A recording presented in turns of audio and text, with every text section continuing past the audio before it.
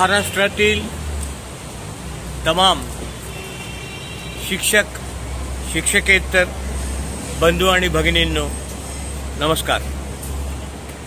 मी आणि माजी आमदार दत्तात्रय सावंत आम्ही आज पुण्याला आहोत।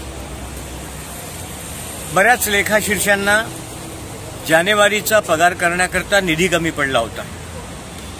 म्हणजे साधारणतः 442 478ला अमरावतीला, 502 3361 3261 3379 या सगळ्या लेखाशीर्षाचा पूर्ण अभ्यास करून ज्या पे युनिटला जेवढे पैसे मागितले आहेत तेवढे पाठवण्याची आज व्यवस्था केली आहे। ते पैसे उद्यापर्यंत येतील। आता मुद्दा असा आहे की काही पे युनिटनी तर मागणीच नोंदवली नाही, ज्यात बुलढाणा प्रायमरी आहे।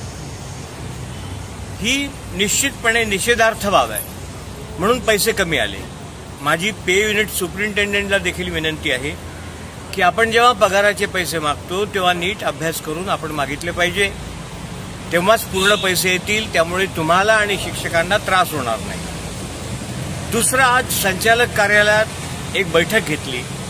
त्या बैठकीत एक 2-3 महत्त्वाचे निर्णय घेतले, तेवढे तुम्हाला सांगतो की संच मान्यता कुठल्याही परिस्थितीत मार्चच्या पहिल्या आठवड्यापर्यंत 24-25ची निर्गमित केली जाईल। ज्यांची 23-24ची राहिली आहे ती पण निर्गमित होईल।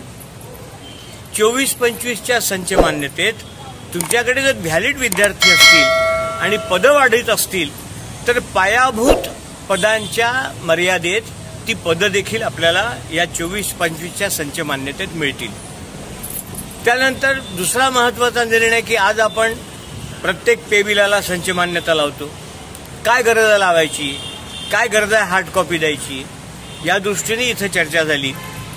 यापुढे म्हणजे शक्यतोवर 1 एप्रिलपासून म्हणा किंवा त्या दरम्यान यापुढे संच मान्यतेची प्रत पगार बिलाला लावायला लागणार नाही आणि पुढील काही दिवसात हार्ड कॉपी देण्याचं कामच पडणार नाही, अशी व्यवस्था संगणक प्रणालीवरून करण्याचा प्रयत्न आहेत। यानंतर वाढीव पदाचा एक विषय होता, त्या पदाबाबत आज आढावा घेतला आणि साधारणतः या याद्या कधी लागतील, ज्या अंशतः अनुदानितच्या टप्पावाढीच्या संदर्भातल्या नवीन याद्या ज्या 20% येणार आहे त्या याद्या देखील यांचं असं म्हणणं आहे की मार्चमध्ये एक वेळा तरतूद होऊन जाऊ द्या, आमची सगळी तयारी झाली आहे।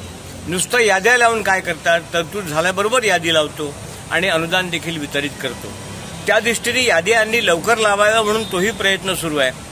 आता पुण्याला येऊन आज नेमके कमिशनर साहेब यांची भेट होऊ शकली नाही, ते वेळेवर मुंबईला निघून गेले। म्हणून परत पुढल्या आठवड्यात या सगळ्यांची भेट घेऊन केलेल्या कामाचा आढावा घेण्यासाठी किती कामं झालीत आणि किती राहिली आहेत या संबंधात पुढल्या आठवड्यात परत या ठिकाणी येणार आहे। म्हणजे 11